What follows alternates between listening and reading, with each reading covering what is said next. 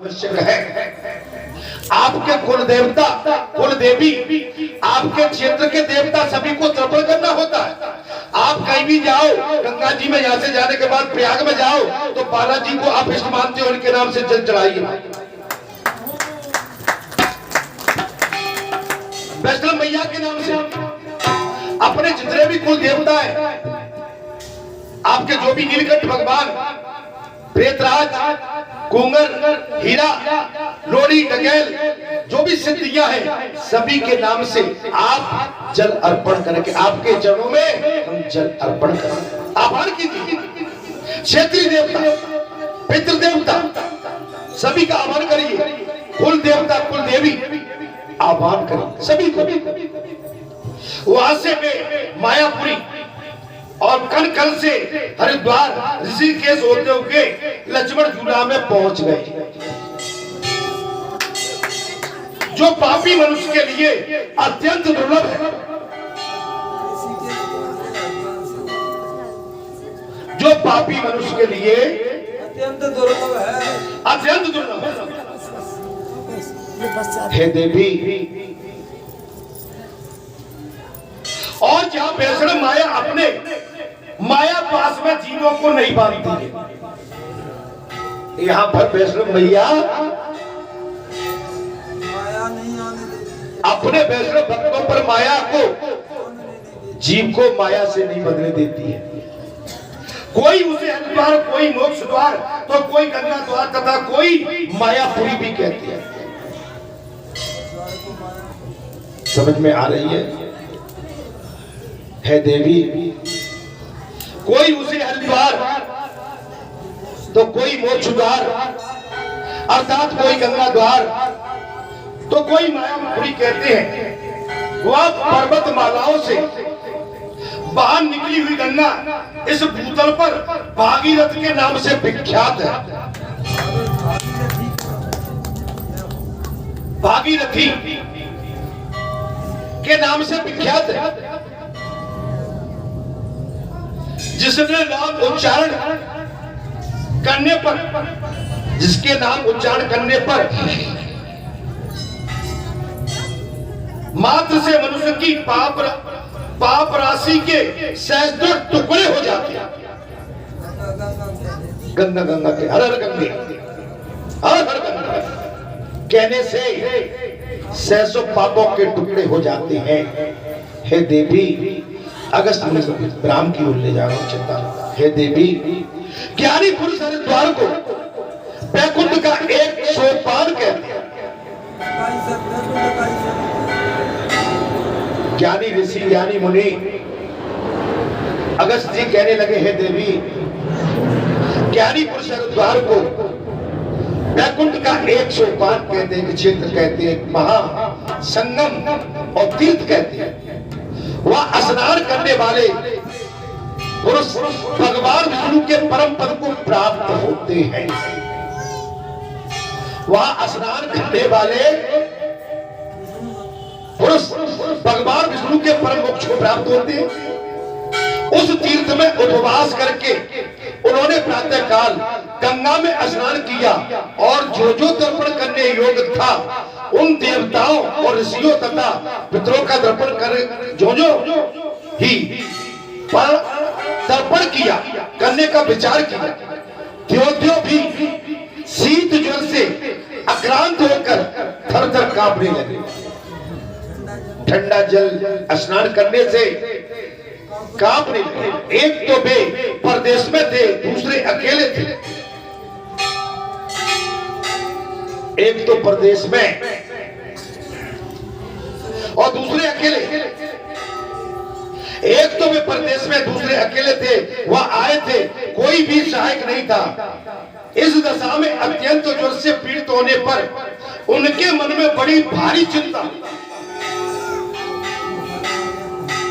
बुखार आ गया, ठंड लग गई, अकेले थे, अत्यंत दुखी होने लगे और चिंता मन में आ गई। वे सोचने लगे, ये कैसी विपत्ति आ गई।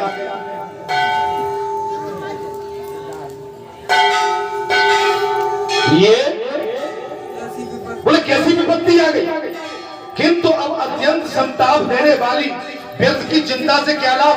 मैं परम कल्याणकारी भगवान विष्णु और शिव का चिंतन क्यों न करूं। की चिंता से क्या भगवान का चिंतन करोगे तो धन्य बाबा। बोले मैं व्यर्थ की चिंता क्यों करूं। भाई जिनकी शरण में आया हूं मैं उन्हीं का चिंतन करूं। आप समझ लो। द्रौपदी के साथ क्या हुआ महाराज। पंचाली के साथ क्या। पांचों पति याद आए। दुष्ट दुशासन ने जब साड़ी केस पकड़ी अपवित्र स्थिति में घसीटते हुए लाया। अभिमान था कि जो दुष्ट दुशासन जिस स्थान पर मुझे लेके जा रहा है घसीटते हुए बाप बलंकारी बलधारी मेरे 5 पति पांडव बैठे। पितामह गांडीवधारी अर्जुन गदाधारी भीम कृपाचार्य द्रोणाचार्य विदुर ये बड़े बड़े महारथी बैठे हुए हैं। इस दुष्ट शासन ने जिस गंदी नियत से इस भुजा के माध्यम से अपवित्र स्थिति में मेरे केस पकड़े हैं। मेरा भीम गदाधारी भीम भुजा को जिससे पकड़े हैं उखाड़ के बड़ी सभा में फेंक दिया। जब द्रौपदी को बड़ी सभा में लेके आए महाराज वो देख रही थी सभा लगी थी। द्रोण बैठे थे पितामह बैठे थे कृपाचार्य बैठे थे 5 पांडव बैठे थे पूरी सभासद बैठी थी। दुष्ट शासन हंसते हुए द्रौपदी के केस को पकड़ के घसीट रहा था। चिल्ला रही थी कोई तो रक्षा करो अपनी पुत्र वधू की रक्षा करो अपनी गौ की कोई तो रक्षा करो। धर्म के धुरंधर हे पितामह हे बलंकारी पांडवों तुम्हारा वो अहंकार बलंकार तुम्हारा वो बल कहां गया। आज एक अबला की आबरू बड़ी सभा में ये दुष्ट शासन आबरू उतार रहा है नीचे कर क्योंकि पांडव द्रौपदी को जुआ में हार चुके। पांडव हारे थे पितामह तो नहीं हारे थे द्रोण तो नहीं हारे थे विदुर तो नहीं हारे कृपाचार्य और सभासद नहीं हारे थे लेकिन हारे थे क्योंकि दुर्योधन का नमक खाया था वो हारे। बेबस थे। जब कोई आबरू के लिए नहीं उठा तब द्रौपदी ने अहो वासुदेवाय अहम रक्षामि हे वासुदेव देश इस आपत्ति में विपत्ति में कृपया करके आप मेरी रक्षा कर। बस फिर क्या था द्वारकापुरी से ही महाराज रुक्मिणी देख रही थी इस दृश्य को उतावले होकर दौड़ लगा ली। पीतांबरा फहरा रहा था देवता पुष्पों की वर्षा कर रहे थे और भगवान श्री कृष्ण अपवित्र शरीर से आके साड़ी बन के लिपट गए। साड़ी बीच नारी है कि नारी बीच साड़ी कि साड़ी ही की नारी है कि नारी ही की साड़ी लिपट गए। रक्षा बहन तुमने जो उस समय मेरे सुदर्शन चक्र के माध्यम से मेरी उंगली कट गई थी तुमने अमूल्य वस्त्र अपनी रेशम के धागे को अमूल्य साड़ी को फाड़ के जो मेरे रक्त को रुदन को बंद किया था आज वो कर्ज मैं उतार देता हूं। भगवान आप जो भी करते हैं यहाँ आप भले ही मुरैना से आए हैं भगवान के पास आए हैं भगवान को मालूम है ये भगवान पर आपका बोझ पड़ गया। भगवान ऐसे स्वार्थी नहीं है कि आपके मैं एक उदाहरण दे रहा हूं कि आपके बोझ को रख के आपका कल्याण तय है। कोई भी भक्त कोई भी संत कोई भी महात्मा कोई भी माता कोई बहन बेटी कोई भी दीनहीन गरीब लाचार बेबस कोई भी आता है दीन बंधु दीनानाथ अनाथों के विनाथ सनाथों का साथ देते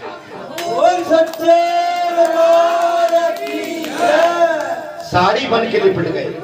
बात महाराज आ रही थी कि वहां पर वो ब्राह्मण सोचने लगा महाराज मैं तो अकेला आ गया और मुझे बुखार ने पकड़ लिया, किंतु अत्यंत संताप देने वाली व्रत की चिंताओं से क्या लाभ? अब तो मैं भगवान को पकड़ू। मैं परम कल्याणकारी भगवान विष्णु और शिव का चिंतन करता हूँ। मैंने मुक्ति के लिए एक उपाय तो भली भांति साधन कर लिया, मुक्ति देने वाली सातों परियोजनाओं का अपने नेत्रों का दर्शन भी कर लिया। अर्थात अगस्त मुनि बोले, हे देवी, संग्राम में अथवा तीर्थ में मृत्यु होना श्रेष्ठ है। मेरी बात को पकड़िए, संग्राम में, युद्ध में या तीर्थ में, हे देवी, मृत्यु होना अत्यंत श्रेष्ठ मानी गई है। यह शरीर, हाड़ और चाम का संग्रह है। इसके द्वार या मृत्यु होने में निश्चित ही कल्याणमयी मुक्ति को प्राप्त हो जाऊंगा। ये सोच लिया। इस प्रकार चिंतन करते हुए शिव शर्मा को अत्यंत भयंकर पीड़ा हुई। चिंतन करते हुए तेज बुखार ने ज्वर ने पकड़ लिया, भयंकर पीड़ा होने लगी। करोड़ों बिच्छुओं के डंक मारने से मनुष्य की जो दशा हो सकती थी, वो शिव कुमार को भी प्राप्त होने लगी। मैं कौन हूं, कहां हूं?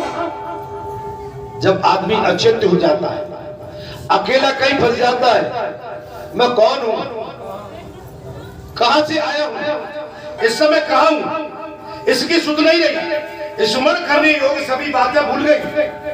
2 सप्ताह रोगग्रस्त रहकर शिव शर्मा मृत्यु को प्राप्त हो गए। 2 सप्ताह रोगग्रस्त होने के पश्चात शिव शर्मा जो तीर्थ यात्रा के लिए निकले थे, वो हरिद्वार की पौड़ी में मृत्यु को प्राप्त हो गए। इतने में वहां वैकुंठ धाम से विमान आ गया। इतने में वैकुंठ धाम से विमान आ गया। उस पर सुंदर मुख और 4 भुजा वाले पुण्यशील एवं सुशील नामक 2 पार्षद विराजमान थे। शिव शर्मा ब्राह्मण ने उस विमान पर बैठकर चतुर्भुज रूप धारण कर लिया और पीताम्बर एवं दिव्य आभूषणों से विभूषित होकर आकाश मार्ग की शोभा बढ़ाते हुए वहां से प्रस्थान कर लिया कि श्रीमन नारायण नारायण नारायण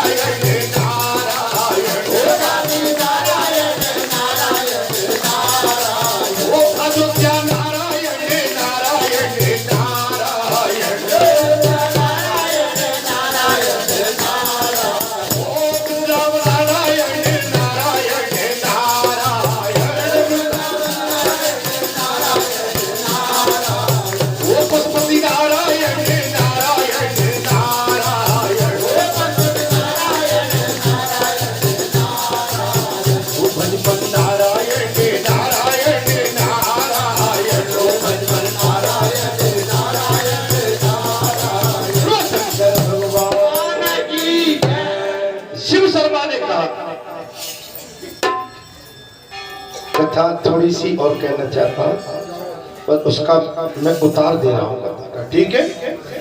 यहाँ पर प्रस्थान कर लिया है और थोड़ी सी कथा में और कहूँगा, टाइम तो चूंकि ज्यादा आपके लिए हो रहा होगा, है ना। चूंकि क्या है कि एक तो माघ का महीना है, सर्दी का टाइम है, हमारे कुछ भक्त संत अब आए हैं। हम तो भैया सुबेरे प्रातः काल 4:30-5 बजे से जही बैठे हुए महाराज।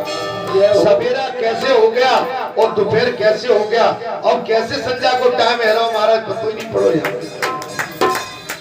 अर्थात तब शिव शर्मा ने कहा, महाराज हे विष्णु पार्षदो, आप दोनों पुण्य आत्मा हैं। शिव शर्मा ने कहा, हे विष्णु पार्षदो, आप दोनों पुण्य आत्मा हैं। आप दोनों के नेत्र कमल दल के समान परम सुंदर है। मैं आपके नाम को नहीं जानता, परंतु आकृति से कुछ समझता हूं कि आप दोनों पुण्यशील और सुशील नाम वाले गण एवं ऐसा मेरा अनुमान है। तब दोनों गण बोले ठीक है, तुमने जैसा कहा हम वही हमारा नाम है। दिव्य रूपधारी ब्राह्मण शिव मार्ग से पूछा, ये कौन सा लोक है, कौन सा लोक है? दोनों गण बोले, ये पिशाच लोक है। आत्मा जा रही है, विष्णु के पार्षद ले जा रही है भगवान के विमान पर विराजमान है पुण्य आत्मा। पुण्य आत्मा पूछती जा रही है, ये कौन सा लोक है? दोनों गण बोले, ये पिशाच लोक है, इसमें मांसभक्षी जीव निवास करते हैं।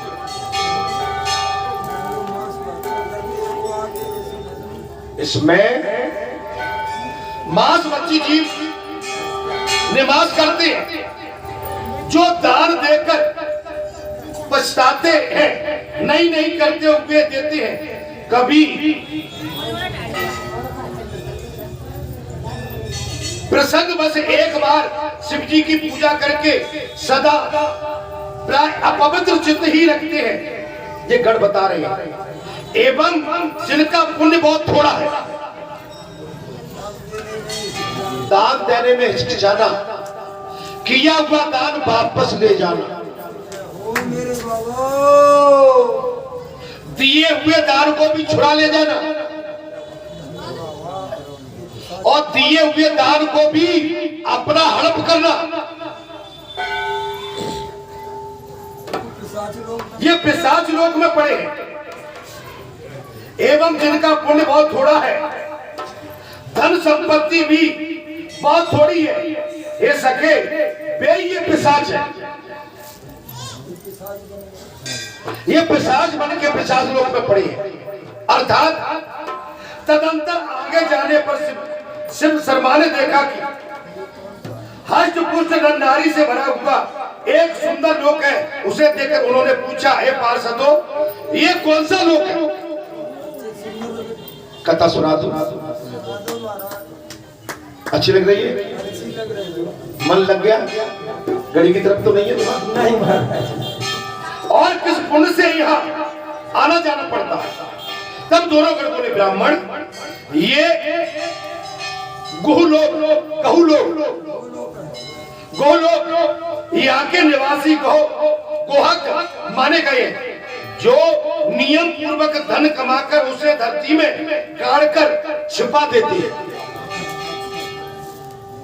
गिरधारी भैया छिपा तो नहीं दिया कुछ? अरे मैं तुमसे ही कह सकता हूँ। अब आज जब धनवालों से कह दूंगा तो मेरे को 50 बातें सुनना पड़ेगा। अपने मार्ग पर चलते धनाढ्य होते हुए भी जिनका व्यवहार प्राय शूद्रों के समान होता, सब कुछ होते हुए दरिद्र की तरह जी रहे हैं। दान करने में ये कंजूस थे, दान को गाड़ के रखते थे, दूसरे से दान लेने के तो आशा करते थे, लेकिन खुद देने में गड़बड़ा जाता। जो कुटुंब के साथ रहकर आपस में बांटकर खाते हैं और जिनमें क्रोध और असूया आदि शेष नहीं होते, वे ही ये वो हक है। कुटुंब परिवार के साथ बस केवल खाना, मेरा परिवार, मेरा परिवार, मेरे बेटे, मेरा परिवार, जो बनाया सो अकेले खा लो। क्या किया? किसी को खिलाने की बात आए इसलिए ले आया करो मंगोड़े, चीला, पूड़ी। इस समय तो बढ़िया चल रहा है। सुबह निकल के तो कुछ नहीं, बढ़िया शक्कर का बढ़िया एक रोट बना लिया घी में सेक के और बढ़िया मलीदा बना के ले आए। बोल सांचे दरबार। अब बोले कौन सवेरे सवेरे भट्टी में हाथ देगा? मेरी माताएं कर सकती है, करती है, लाती है, लेकिन इससे बढ़िया और कुछ नहीं हो सकता। अपने घर से दो बातें हो, एक रोट बनाया और अच्छा नहीं बनाते हो रात को एक रोट बना के शक्कर में बढ़िया घी डालना, लेकिन अच्छा वाला और मुलायम करके एक बढ़िया मलीदा बना के और सुगनी ला के रख के लाना शुरू करो। सभी लाना शुरू करो एक एक मलीदा। आपका ये जो रोट है ना, ये पंचों के मुख में जाएगा, टपकेगा ना, उसमें शक्कर रहेगी तो चट्टी भी खाएंगे, गिर जाएगा तो चिंटी कीड़े सभी खाएंगे, सभी पवित्र हो जाएंगे, आपका कल्याण होगा। ठीक है? ठीक है? हाँ डॉक्टर साहब ठीक है? अब मैं पकड़ूंगा भाई कौन बोला कथा में बैठने से पहले। अच्छा मैं भी अजीब विचित्र आदमियों कहाँ की बात को कहाँ पटक देता हूँ यार। बोल सच्चे दरबार। अर्थात बात आ रही थी महाराज, जिनमें क्रोध और असूया आदि दोष नहीं होते वे ही वहां के। ये सदा मुख में मगन होने के कारण तिथि बार संक्रांति आदि पर्व का ज्ञान भी नहीं रखते। संक्रांति की बात आ गई है, अब तो खुश हो, मैंने तो तुम्हें ध्यान दिला दिया। मकर संक्रांति महोड़े तो मिलेंगे ही, लेकिन तुम्हारे घर से भी मुझे कुछ चाहिए। बोल बालाजी सरकार की। दिल्ली के लड्डू, मुरमुरे, कुछ तो कुरकुरे, कुछ तो गजक यहाँ तो मिलेगा, लेकिन अपनी तो बात ना मनेगी है ना? तो मिल बांट के खाने में आनंद आता है। अब जैसे अपने घर में पुआ बनाए, खीर बनाई और 4 आदमी घर में और टप टप खा के और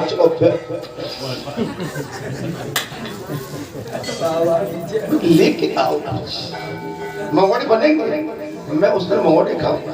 भैया पूरे भैया, बल्लू भैया, मंगोड़े हमें चाहिए। अब मैं तो बनते नहीं है घर में, तो यही मेरी जीभ अभी से यहाँ के लिए रखी। अर्थात केवल एक बात जानते हैं कि ये कुल पूज्य पुरोहित ब्राह्मण को गोदान देते हैं और उनकी आज्ञा का पालन करते हैं, और उसी पुण्य से वो लोग समृद्धशाली होते हुए भी यहाँ देवताओं की भांति निर्भय होकर स्वर्ग का सुख भोगते हैं। तदंतर आगे के लोग को देखकर शिव शर्मा ने पूछा ये कौन सा लोक है, इस लोक का क्या नाम है? तब दोनों गण बोले ये गंधर्व लोक है, यह गंधर्व रहते हैं, ये लोग उत्तम व्रत का पालन करने वाले गंधर्व है, उत्तम व्रत का पालन करने वाले गंधर्व है, गंधर्व लोक है। ये देवताओं के गायक है और मनुष्यों में जो अश्वती पाठ करने वाले चारण है, जो संगीत की कला को जानते हैं और उसे अपने अति मनोहर गीत से राजाओं को संतुष्ट करते हैं। वे राजाओं के प्रसाद से प्राप्त हुए उत्तम वस्त्र, धन, द्रव्य एवं सुगंधित कपूर आदि अनेक पदार्थों को जब ब्राह्मणों के लिए दान देते हैं, तब उसी पुण्य से उनको ये गंधर्व लोक प्राप्त होता है, जो गीत संगीत में निपुण होते हैं। तुम्हारे लिए गंधर्व लोक है। अब यहाँ से जाओगे तो नहीं, धोखा तो मुझे नहीं दोगे, मुझे छोड़ के तो नहीं जाओगे, कहीं दूसरी जगह हामी मत बनना। मंगलवार यहाँ के जितने पर्व रहते हैं, जितने यहाँ के कार्यक्रम रहते हैं, तुम यहाँ के एक बहुत अच्छे सेवक हो, इसलिए कृपया करके तुम इस स्थान को कदापि न छोड़ो। हाँ, बाकी दिनों में कल तुम कहा जाते मुझे कोई लेना देना, दिन भर ढोलक बजाओ। ये गहु लोक की अपेक्षा श्रेष्ठ है, उससे अच्छा है। तंबूर और नारद ये दोनों गंधर्व देवताओं के लिए भी अत्यंत दुर्लभ है। बोले हे गणो, बोले हे ब्राह्मण, नाथ साक्षात भगवान स्वरूप शिव का स्वरूप है,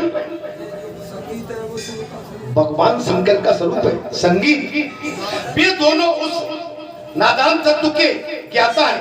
यदि किसी ने कहीं भगवान विष्णु और शिव के समीप गीत गाया है तो उसका फल मोक्ष अथवा ये दोनों के समीप की प्राप्ति को उसका फल बताया गया है। अतः संगीत माला के द्वारा भगवान विष्णु की सदा पूजा करनी चाहिए। नमः शिवाय, नमः शिवाय, ओम नमः शिवाय, ओम नमः शिवाय, ओम नमः शिवाय, ओम नमः शिवाय, ओम नमः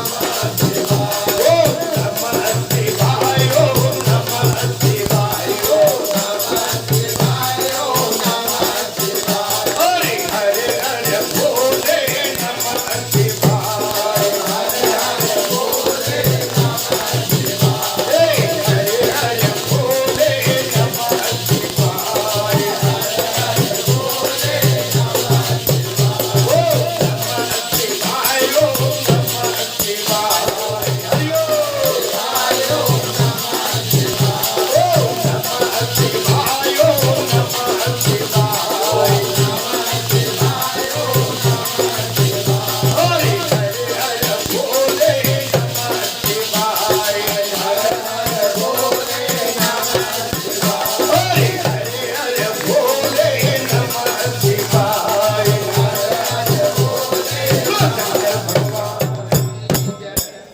कथा में तो केवल 10-15 मिनट लगेंगे और 1 घंटा भी लग सकता है। ठीक है, आगे बहुत लोग हैं, अर्थात मैं थोड़ी सी कथा को यहाँ पर विराम देने की स्थिति में जाता हूँ। ठीक है, तत्पश्चात शिव शर्मा क्षण भर में दूसरे मनोहर लोक में जा पहुंचे। उन्होंने पूछा, इस नगर का क्या नाम? आपकी उत्सुकता बढ़ रही होगी, ये विशेष बात। बोले इस नगर का क्या नाम? तब दोनों गणों ने कहा, ये विद्याधर लोक है, ये विद्याधरों का लोक है, ज्ञानियों का, विद्या में निपुण विद्याधरों का लोक है। अनेक प्रकार की विद्याओं में विशारद ये विद्याधर लोग और विद्यार्थियों को अंत और औषधि दान करते हैं। विद्या के गर्भ से रहित होकर इन्होंने छात्रों को नाना प्रकार की कलाएं सिखवाई हैं। शिष्य को पुत्र का सम्मान देकर तथा भोजन और वस्त्र आदि से उनका सत्कार किया है। ये धर्म पूर्वक अपनी सुंदरी कन्याओं को वस्त्र और आभूषणों से भूषित करके उनका विवाह करते रहते हैं और प्रतिदिन फल की इच्छा से इन्होंने इष्ट देव की पूजा की है। उन्हीं पुण्यों से ये विद्याधर लोग यहाँ निवास करते। सारे लोग हैं महाराज। शिव शर्मा और विष्णु पार्षदों ने इस प्रकार बातचीत हो ही रही थी कि धर्मराज वहां आप पहुंचे और इस प्रकार बोले, शिव शर्मन तुम्हें साधुवाद, तुमने वो कार्य किया है जो ब्राह्मण कुल के लिए सर्वदा उचित है। तुमने वो कार्य किया है जो ब्राह्मण कुल के लिए सदा उचित है। पहले वेदों का अभ्यास किया, गुरुजनों की अपनी सेवा से संतुष्ट किया, अर्थशास्त्र पुराणों में प्रतिपादित और धर्म को जाना और उसका आदर किया तथा क्षणभंगुर शरीर को भी मोक्षदायिनी 7 पुलियों के जल से नहलवाया। इसलिए बुद्धिमान पुरुष विदुरता का आदर करते हैं, बुद्धता का आदर करते हैं, क्योंकि विद्वान लोग दिन का एक क्षण भी व्यर्थ नहीं बीतने देते। आयु शीघ्र बीत जाने वाली है, लोग शोक में डूबा हुआ। अतः श्रेष्ठ धर्मात्मा पुरुष को तुम्हारी ही भांति सदा धर्म में मन लगाना चाहिए।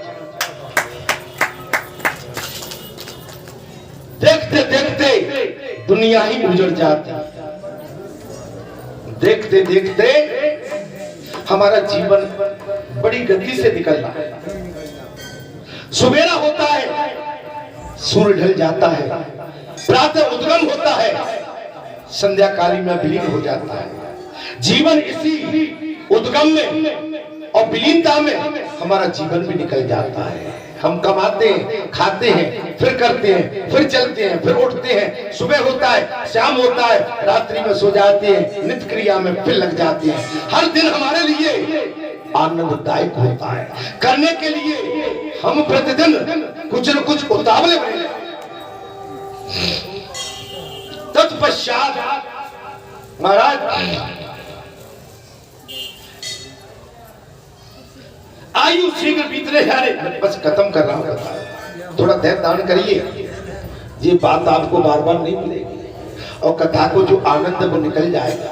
कथा कहती है ना महाराज कि बिल्कुल पड़ाव निकल जाना चाहिए, पड़ाव आने वाला। मैं तो सुबह से बैठा हूं, तुम धैर्य धरो, मुझे तुम्हारी भी चिंता रहती है, नहीं तो लोग घड़ी की तरफ हाथ मार करवाने वाले। हाँ कोई नहीं, आज कोई नहीं देगा, लोग शोक में डूबा हुआ। अतः श्रेष्ठ धर्मात्मा पुरुष को तुम्हारी भांति सदा धर्म में मन लगाना चाहिए। देखो ये सत्कर्मों का फल है, ये सत्कर्मों का फल है। यमराज कहने लगे देवदर्शन शिव शर्मा, ये तुम्हारे सत्कर्मों का फल है कि तुम्हारे और मेरे लिए ही ये वंदनीय है, ये भगवान के पास आप तुम्हारे सखा हो गए। आज मैं धन्य हो गया कि या मुझे भगवान के युगल पार्षद का दर्शन हो गया। यमराज जो काल बना घूम रहा है वो कह रहा है मैं भी तुम्हारे सहारे धन्य हो गया। मुझे आज भगवान विष्णु के पार्षदों के दर्शन हो रहे हैं, मुझे आज बालाजी महाराज के इन भक्तों के दर्शन साक्षात हो धन्य हो गए। तत्पश्चात उन दोनों गणों के कहने पर यमराज अपनी पुरी को लौट गए। इसके बाद शिव शर्मा ने उन दोनों पार्षदों से कहा ये साक्षात धर्मराज थे, इनकी आकृति तो बड़ी सौम्य है, सुंदर है, ये संयमनी पुरी भी अतिशय शुभ लक्षणों के संपन्न है, जिसका नाम सुनकर भी पापी जीव अत्यंत भयभीत हो उठते हैं। मृत्युलोक में मनुष्य यमराज के स्वरूप का अन्य प्रकार से वर्णन करते हैं, परंतु मैंने या इन्हें और ही प्रकार से देखा। इसका क्या कारण है ये आप लोग कृपया करके मुझे बताएं।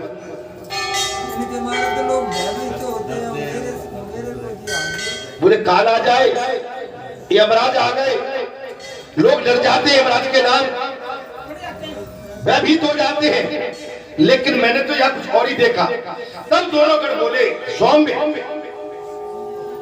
हे ब्राह्मण सुनो, तुम जैसे पुण्य आत्मा पुरुष को ही ये अत्यंत सौम्य दिखाई देते हैं, क्योंकि धर्मराज स्वभाव से ही धर्म मूर्ति, धर्म की धर्म उसी को सौम्य सुंदर दिखता है, नम्र ब्रह्म दिखता है जो धर्म से जुड़े रहते हैं। धर्म उसके लिए काल बन जाता है, महाकाल बन जाता है, रूप धारण कर लेता है। जो दुष्ट पापी होते हैं तो उनको रुद्र के रूप में आक्रोश दिखा के, बड़े बड़े नाखून निकाल के, लाल अपनी लालिमा निकाल के और भयभीत करके डरा देते हैं। तब उनका ऊपर का नीचे पानी टपकने लगता है। महाराज यही पापियों के लिए विकराल स्वरूप धारण कर लेते हैं। जी आ गई बात, यही पापियों के लिए विकराल रूप धारण कर लेते हैं। इनकी पीली पीली आंखें क्रोध से लाल हो जाती हैं, उठती हैं, बड़ी दाढ़ी और बड़ी दाढ़ी से इनका मुख विकराल हो जाता है तथा बिजली इसी लाल पाती हुई जिब्या ये सब भी भयंकर दिखाई देती है और इनके केस ऊपर की ओर उठे होते हैं। शरीर का रंग अत्यंत काला हो जाता है और इनकी आवाज पिल्ले काली मेघों की गर्जना के समान होती है। हाथ में काल दंड उठाने और टेढ़ी भौं से कुटिल मुख से यमराज अपने दूतों को आज्ञा देते हैं। ये तो वो था स्वप्न जो ब्राह्मण देवता को धर्म परायण दिखाया था, लेकिन जो पापी दुष्ट होते हैं उनके लिए ये यमराज ऐसे बन जाते हैं जैसा मैंने आपको गुणगान बखान किया।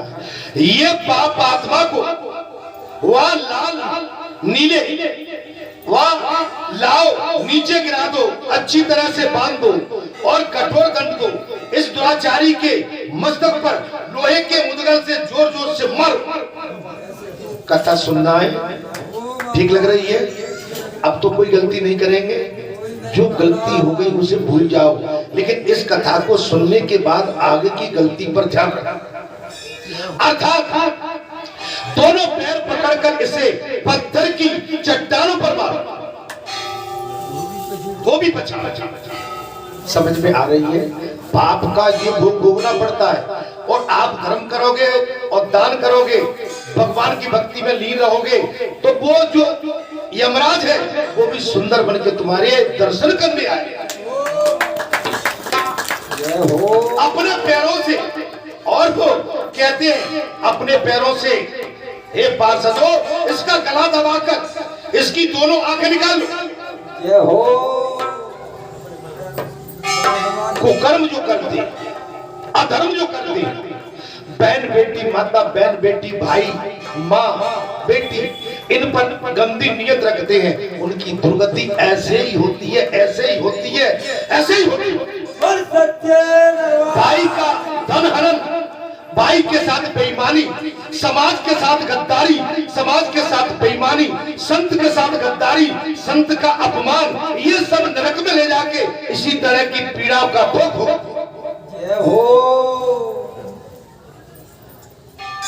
सोच में पड़ेगा भैया बाबा, किस सोच में पड़ गए भैया? क्यों आंखें पथराई? जी है गीता का ज्ञान। अर्थात हे पार्षदों, ये अगस्त ऋषि मुनि कह रहे महाराज,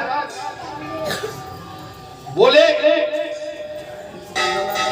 अब इसमें बात आती है जो मैंने पहले, अजब में इतना कैसे आगे निकल जाता हूं पता नहीं। दोनों पैर पकड़कर इसे पत्थर की चट्टानों से मारो, अपने पैरों से इसका गला दबाकर इसकी दोनों आंखें निकाल कर ले जाओ। पराई स्त्री की ओर फैलने वाले इस पाप आत्मा के हाथ काटा, पराई स्त्री को अपने काबू में करने वाले इस पाप आत्मा के भुजाओं को काटा, पराई स्त्री के शरीर में नख छत करने वाले इस दुष्ट आत्मा के शरीर में सब ओर से रोम रोम में सुई चुभा दो। कुछ समझ में नहीं आ रहा। अब मैंने इसमें कुछ बुरा तो नहीं कहा है भाई, ये बात तो मैं हमेशा कहता चला आ रहा हूँ, आज प्रत्यक्ष पर स्त्री का मुख सूंघने वाले इस दुष्ट के मुंह में थूक दो। बाबा,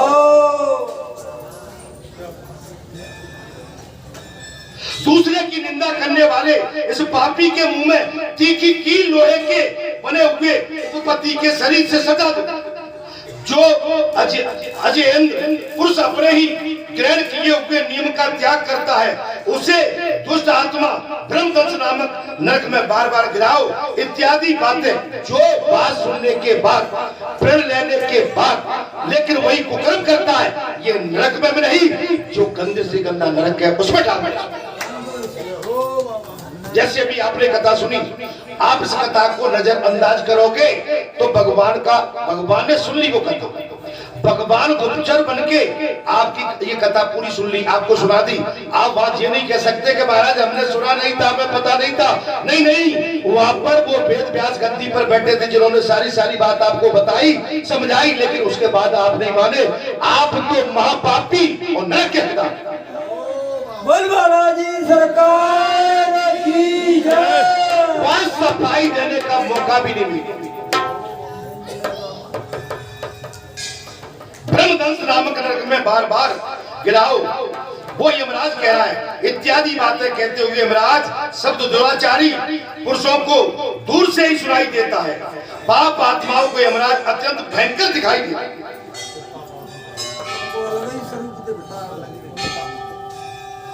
जो राजा इस जगत में अपने औरस पुत्र की भांति प्रजा का पालन करते हैं और धर्म के अनुसार दंड देते हैं, वे यमराज की सभा के सदस्य होते हैं। जो ब्राह्मण, क्षत्रिय और वैश्य सदा अपने धर्म में तत्पर रहते हैं तथा दूसरे को भी जो संयमी जीवन व्यतीत करने वाले हैं, वे सब लोग संयमनीपुरी में धर्म सभा के सदस्य होकर निवास करते हैं। और उसी नगर में शिव, सुंदुबा और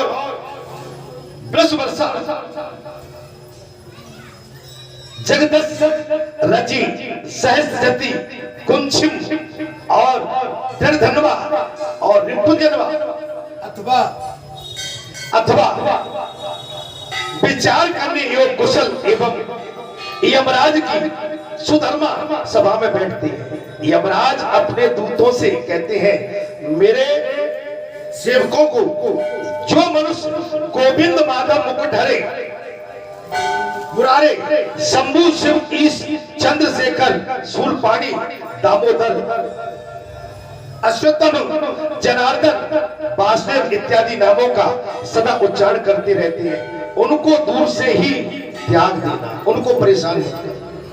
जो भगवान की भक्ति में सीताराम सीताराम में लगे रहते हैं, उनको दूर से ही त्याग देना। कह दिया यमराज ने अपने पार्षदों से, उनको तंग मत करना। दूतों, जो लोग सदा गंगाधर कारीपुरम हरम नीलकंठम वैकुंठम कीट परम और कमंठम पद्यापर्णम भूतबे और खंडाल पर्श मुंड चंडिका केश आदि नामों से जप करते हैं, वे तुम्हारे लिए सर्वदा सर्वदा त्याज्य योग्य हैं। मेरे दूतों, विष्णु नरसिंह मधुसूदन चक्रपाणी गौरीपते गिरीश शंकर चंडचुंड नारायण असुर विनाशन और पाणी इत्यादि नामों का सदा जो लोग कीर्तन करते हैं, उन्हें भी दूर से त्याग देना। अर्थात तब अगस्त्य जी कहते हैं, हे प्रिय, हे लोभ भाद्रे, हे लोपा भाद्रे, इस प्रकार पाप रहित मनोरथ कथा का श्रवण करते हुए शिव जी प्रसन्न मुख होकर अपने नामों से अप्सराओं की पूरी देखिए। मैं कथा को यहाँ प्रारंभ देता हूँ। आपने जिस भाव के साथ कथा सुनी, आनंद आ गया, क्यों कथा का विराम अब करने में मुझे आनंद महसूस हो रहा है। अगर कथा को मैं अधूरी छोड़ देता तो आनंद नहीं आता। शिव शर्मा का सूर्यलोक में पहुंचकर सूर्यदेव की महिमा का श्रवण करना, ये कथा अगले मंगलवार को मकर संक्रांति का महापर्व भी मनाया जाएगा। ठीक है, बढ़िया दाल मंगोड़े, यहाँ पर खीर पुआ सब बनेगा, खूब आनंद लेना। लेकिन यहाँ के भरोसे नहीं, मुझे आपके घर का वो मावा, मुझे वो चाहिए, क्या बोलते हैं, मलिदा है ना, गुड़मुड़िया सब चाहिए। आप बना के विभिन्न व्यंजन भी लाए। देखिए, जब ऐसे व्यंजनों को बैठ के हम यहाँ पर सभी के साथ इस महामंडल भक्तों के संतों के साथ बैठ के उसका खान पान करेंगे तो उसका आनंद की अनुभूति अलग होगी। मेरा पेट तो इनको देख के वैसे ही तृप्त हो जाएगा। जय श्री राम। मैं कथा को यहाँ पर जय जय राम कथा, जय श्री राम कथा,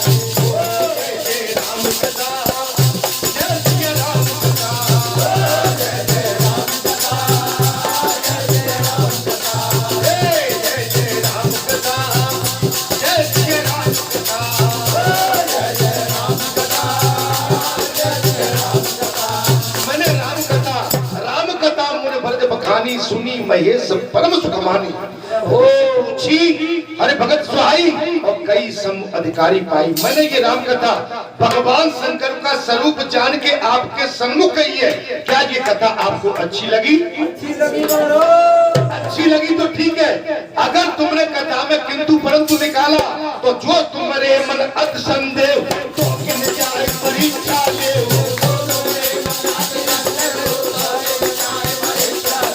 जो तुम्हारे मन अत संदेह तो किन जाए परीक्षा ले ये सब लगे बैठे हो सच्चाई सब लगे तुम ऐसे मोए पाई